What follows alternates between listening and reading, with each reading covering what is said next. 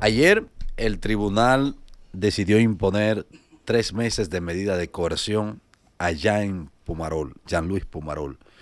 Es el joven implicado en la tragedia de Naco, quien acuchilló a varias personas, de las cuales una de ellas murió. Este joven se ha informado que padece esquizofrenia. Y por ende, en términos jurídicos, empezaron los cuestionamientos que aún existe, que si es inimputable o no. Sin embargo, eso se lo dejaremos a la justicia, donde está el caso. Pero es preciso para que abordemos la parte médica de esa condición. Y está con nosotros nuestro psiquiatra de cabecera, nuestro amigo, el doctor Luis Ortega. Bienvenido. Doctor, bienvenido a Política, doctor. Gracias. Vamos a empezar diciéndole a la audiencia que la esquizofrenia, si se cura, ¿cómo es esto?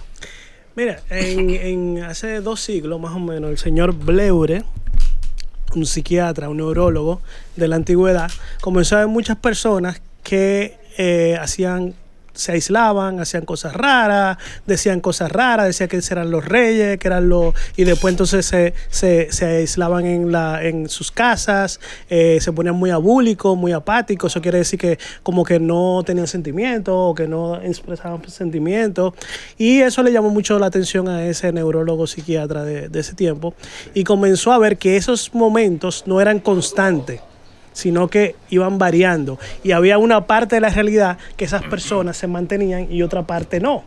Entonces comenzó a llamarlo mente dividida. Y cuando vamos a los nombres de griego, eso es lo que significa esquizofrenia.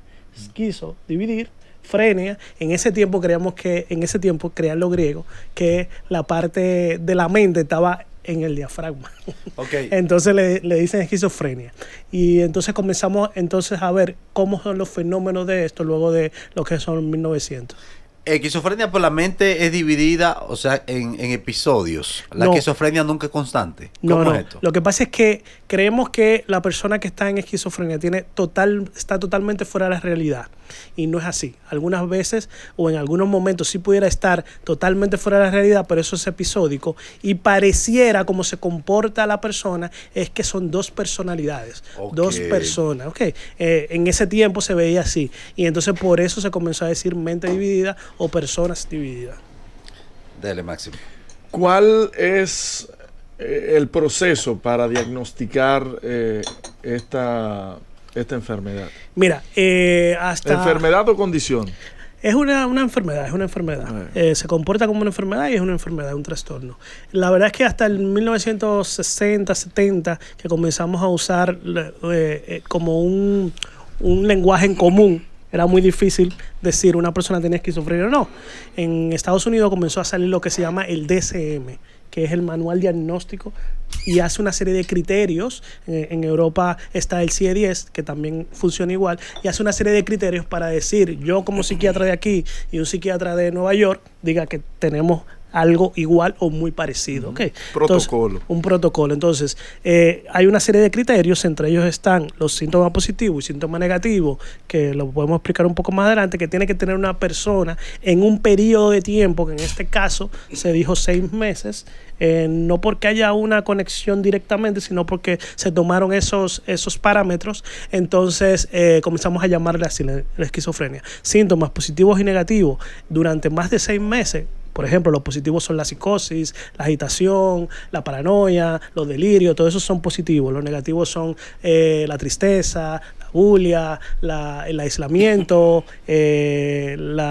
habla menos, se contacta menos socialmente. Esos son los negativos. Si estos síntomas persisten constantes durante 6 meses, comenzamos a hablar de esquizofrenia. Doctor, existen subdivisiones de la esquizofrenia. La catatónica, paranoide y desorganizada. Sí. Hay episodios de delirio, de persecución, episodios violentos, episodios de voces internas. ¿Cómo se pudiera tipificar? Mira, Y eso es muy interesante esa pregunta, porque hasta hace poco era así. Estudio. Se dividía, ¿no? Entre catatonia, paranoide, herbefrénica. Ya sabemos que es un espectro la esquizofrenia, entonces ya no la clasificamos así, porque sabemos que un paciente paranoide puede tener síntomas de herbefrénico y un paciente herbefrénico puede tener síntomas paranoides. Entonces no podemos aislar un solo tipo de esquizofrenia para definirla.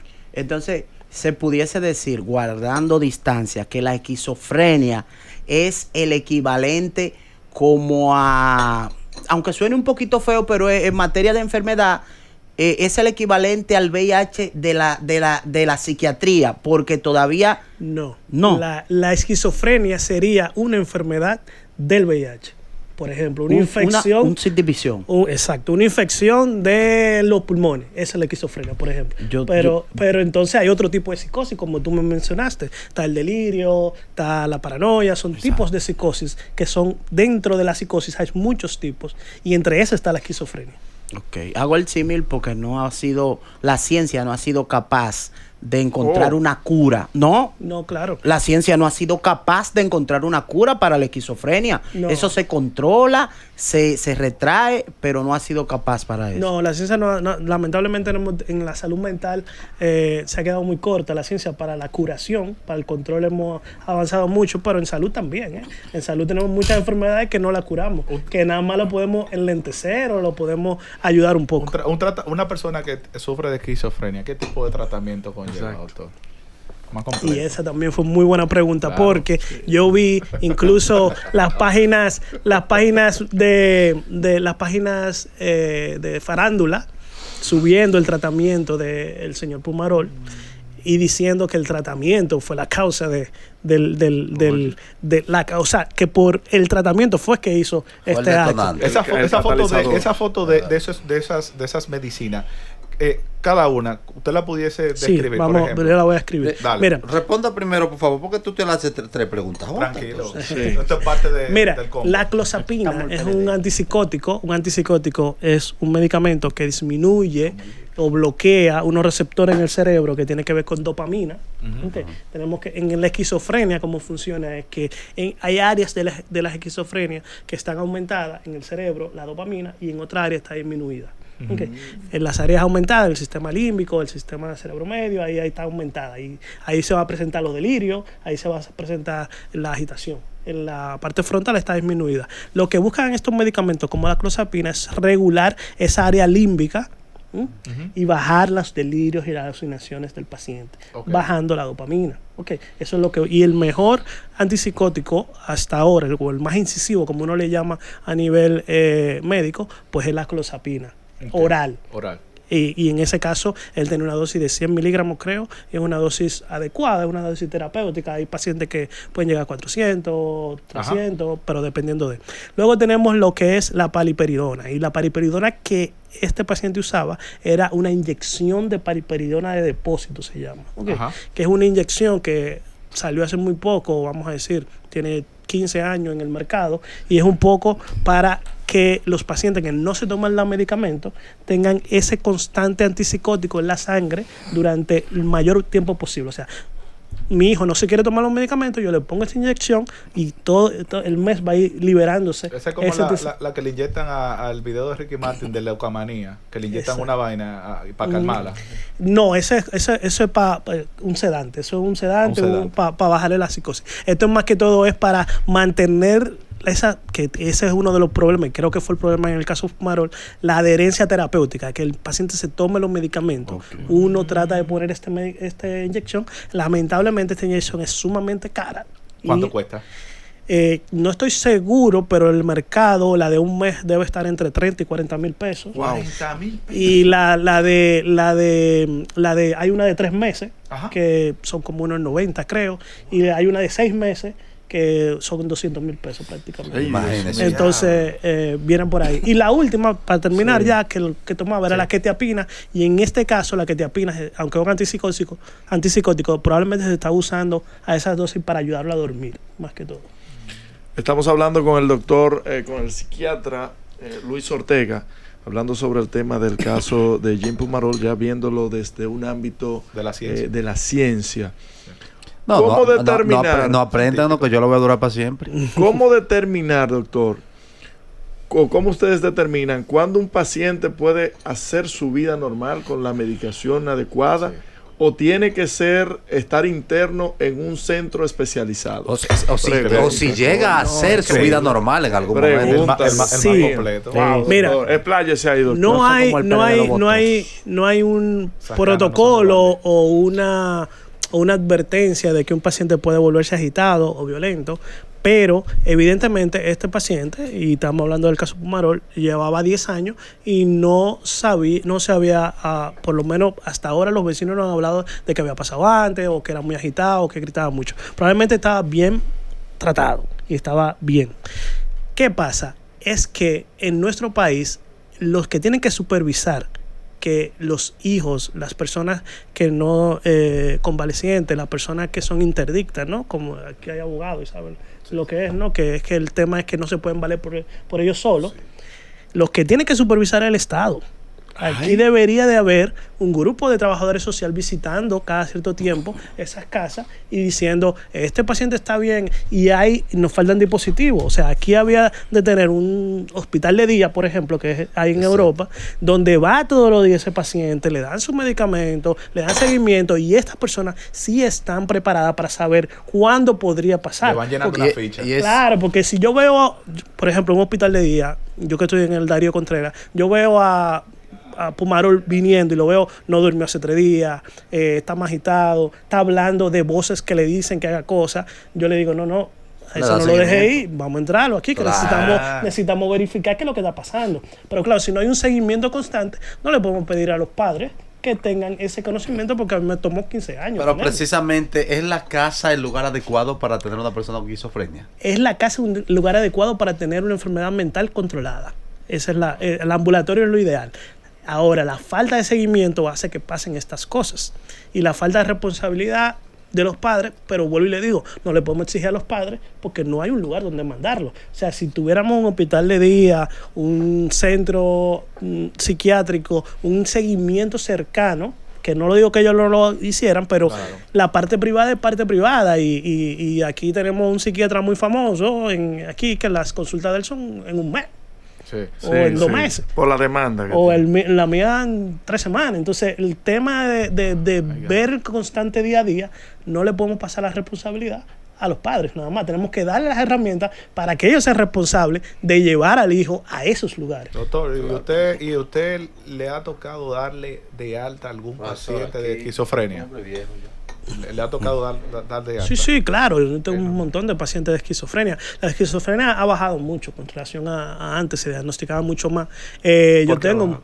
La verdad es que estamos afinando los diagnósticos, y como yo le decía a Jonathan, ahora muchas cosas que antes eran esquizofrenia no son trastornos bipolares, o algunos son trastornos delirantes, o algunos son otro tipo de diagnóstico que ya no le ponemos el nombre de esquizofrenia y se comportan de otra forma.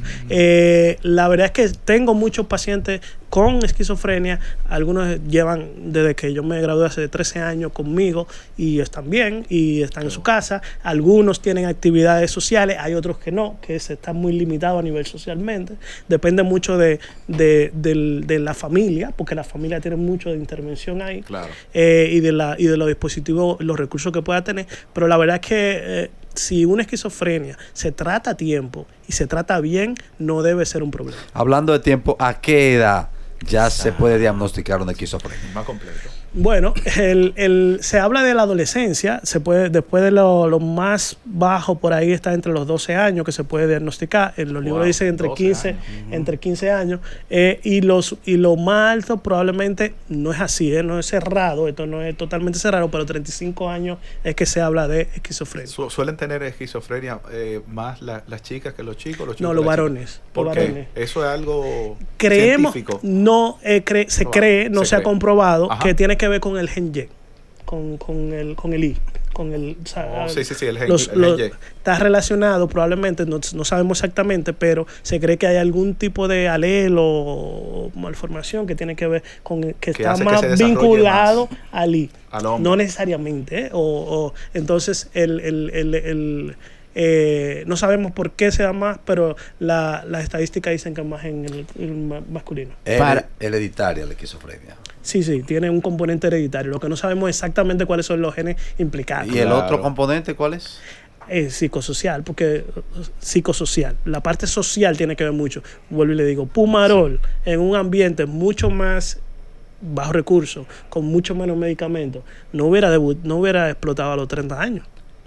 Hubiera estado probablemente en la calle o institucionalizado, o hubiera hecho un hecho así a los 19, 16, 17 años. Wow. Porque el tema del control, probablemente ellos tenían mucho más ayuda. Para los padres que nos escuchan, usted acaba de decir, de dar un dato importante. Se ven, debutan a los 12, 13, 15 años. Cuando un padre sin experiencia psiquiátrica ni psicológica, un padre cualquiera, ¿cuáles síntomas sencillos puede estar mirando en su niño que amerita un tratamiento o un seguimiento? Mira, y no es por la esquizofrenia, es por cualquier tema de salud mental. Okay. Comienzan los problemas de sueño, es muy frecuente. El no dormir durante más de 2-3 días en un adolescente está mal. Okay. El tema de la socialización, el aislamiento, y después del 2010-2011, que se han popularizado tanto las redes sociales y la parte de la parte de las computadoras, ¿no?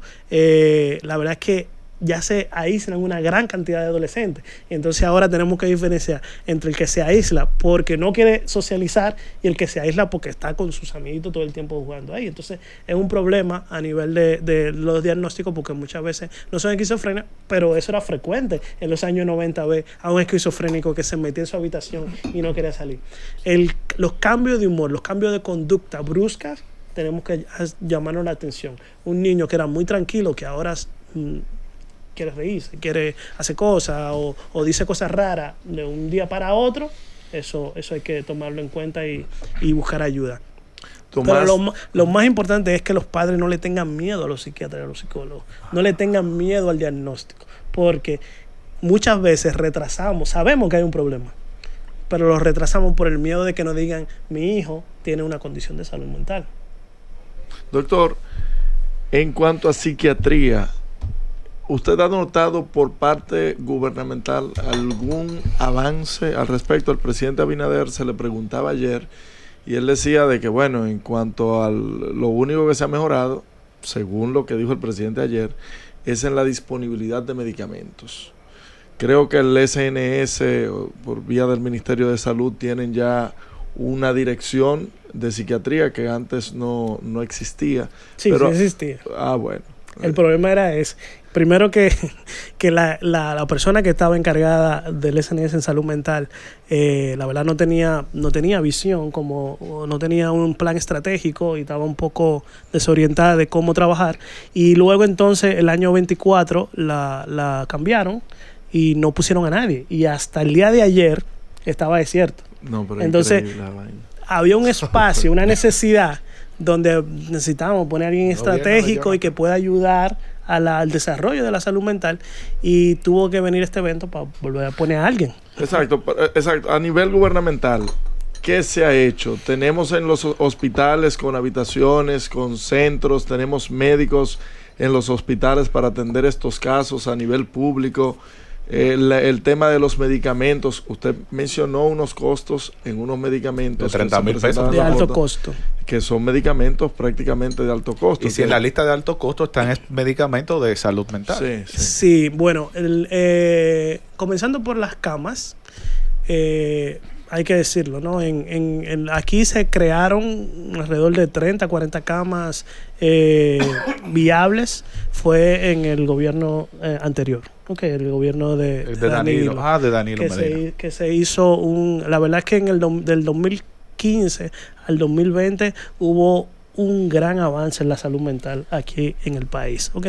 Luego del 2020 los cambios no han sido beneficiosos, por lo menos lo que vemos, para lo que tiene que ver con la salud mental. Y lo vemos, pues yo dirigía al Santo Socorro hasta hace poco, hasta el año pasado, y ahora me pusieron el Darío Contreras. Y la verdad nos hace falta psiquiatras, nos hace falta acondicionamiento de 6, 8 camas que hay habilitadas, ahora mismo nada más hay 4 o 5 habilitadas. Entonces, probablemente me van a llamar cuando yo salga de aquí. Y me van a decir, pero te cambiaron, porque fue hace una semana que me cambiaron.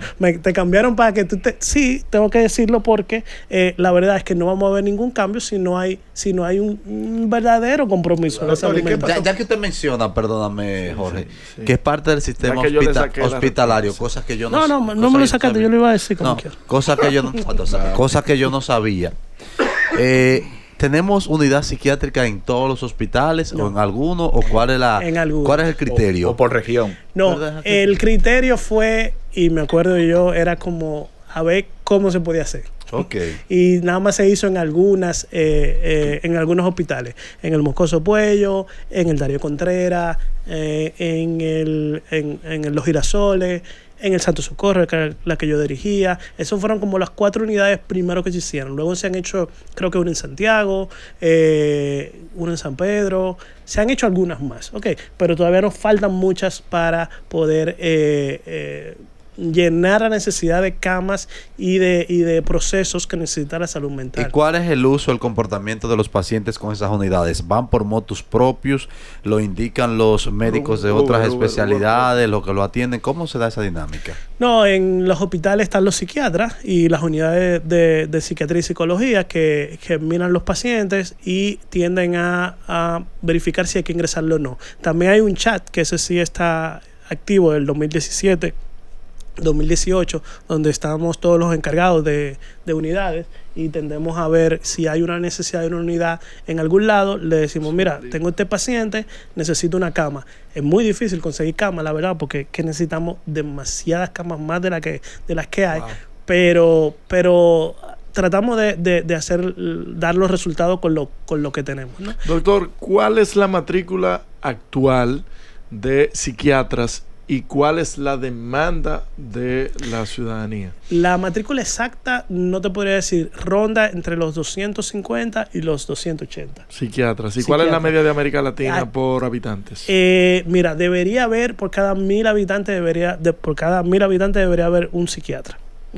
Y aquí estamos muy lejos de eso. O sea, aquí hay 12 millones de personas para 200 psiquiatras. Deberíamos ver 20,000 consultas uno al a año. 10,000.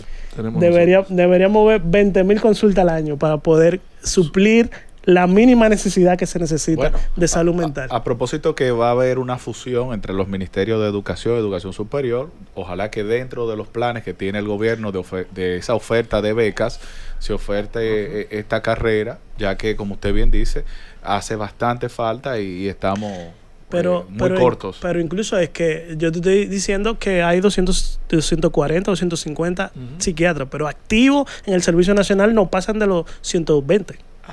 Entonces los hospitales, primero hay que adecuar los hospitales antes de mandar a estudiar más, ¿no? Vamos a contratar y a trabajar con los que tenemos ya ahí, a nombrarlo y a ponerlo activo antes de comenzar a graduarnos. Vamos a graduar para traerlo, para que nos miren a nosotros trabajar. ¿Los psiquiatras en el sector público no pasan de 120? No pasan de 120. Dios mío. Y me imagino, y en el interior hay muchos lugares donde no hay psiquiatras. Estamos hablando, perdón, vamos a repetir eso. En el país, los psiquiatras en el sector público no pasan de 120. Eso es así. Dios. Y que de esos 120, me imagino que en su gran mayoría están concentrados en el Gran Santo Domingo, Distrito Nacional y Santiago. Eso es así. No, en San Juan es una provincia donde hay muchos psiquiatras. Yo pensé que era mucho loco. También. Pero ahora mismo, y en la Altagracia ahora están yendo muchos psiquiatras. Pero en general, Santiago y Santo Domingo Este y Santo Domingo. Wow. ¿Cómo usted define la salud mental en el país? ¿Cómo andamos? No, sabíamos que iba a ser una pandemia. Cuando la pandemia original, y lo decíamos desde el 2020, me acuerdo que todos los psiquiatras, incluyéndome, hablábamos sobre la pandemia de salud mental que iba a venir, y lo estamos viendo, lo estamos reflejando. Ahora mismo estamos en una emergencia de salud mental y no lo estamos tomando como una emergencia de salud mental. Okay. Doctor, fuera del tema Pumarol y lo que estábamos tratando, pero al parecer hay una adicción enorme con el tema de esto de los vapes y de ¿qué es lo que fuman esto? Que se ponen, usted lo va enchufándose con una cosa. Jonathan sabe de eso. Con la juca de mano esa que tienen para arriba y para abajo. Blading. Los Blading que le encantan a Jonathan. ¿A qué se debe esto? ¿Y por qué, señores, gente con... tú me dices a mí un jovencito de 15, 20 años. Exacto. Señor, pero Vieja. una gente vieja con canas, con una chupadera y botando humo como con una chimenea. Y con maestría y Con doctorado. maestría y doctorado. Yo me acuerdo que en el 2013, cuando yo vine de España, yo veía muchos amigos Los vapes. adultos usando vape y decían que venían a sustituir y a quitar el problema del tabaco. Sí. Lo han multiplicado el problema. ¿Qué? Porque ahora tenemos tabaco por un lado y vape por un lado. Y muchas veces los mismos neumólogos tienen muchos problemas porque el daño a nivel no es solamente la nicotina o los diferentes componentes que tiene el tabaco, ¿no? El alquitrán y todos los componentes del filtro. Sino que ahora tenemos un tema de química que nos daña los pulmones muy rápido. Okay. Entonces vemos a muchos jóvenes, 30, 20, que han tenido 10, 12 años de vape, que tienen insuficiencia, que los alveolos están dañados y la adicción a por la nicotina y por el culturalmente ahora siempre hemos visto que el vape no nada más que moda, que el vape como bien, no me va a pasar nada porque no tengo el filtro, no tengo el cáncer de pulmón, no me va a dar. combustión. Exactamente. Claro. Pero evidentemente otros problemas sí que nos da. Ese problema de la temperatura, de los gases, da mucho problema a corto plazo en los jóvenes. Y lo estamos viendo, los neumólogos, los nefrólogos están tirando el grito al cielo porque están dándole muchos problemas muy temprano. A nivel de salud mental, se comporta muy parecido al tabaco, porque la adicción a la nicotina, y la adicción a la nicotina es una de las adicciones más difíciles de quitar. Entonces, quitar el vapor es muy, muy complicado y hay que dar mucho trabajo, mucha psiquiatría, psicología para lograr a un adolescente que lleva 10 años usando vapor quitarle esa adicción. Y no solamente esa adicción, hay adicciones que son muy complicadas. Las adicciones de juegos está tomando un auge increíble. Que los casinos online en adolescentes en América del Sur es un problema. Aquí va a ser un problema dentro de nada. Y lo que tiene que ver también con la pornografía al sexo. La pornografía al sexo, que Hansel siempre me ha dicho que aquí hay un problema. Mire cómo cerraron la computadora de que te mencionó. Mire cómo cerraron los dispositivos de que te mencionó. Yo no voy a hablar. Mire, muchacho, yo veía esa vaina. Mira cómo cerraron de una vez para que no lo descubramos.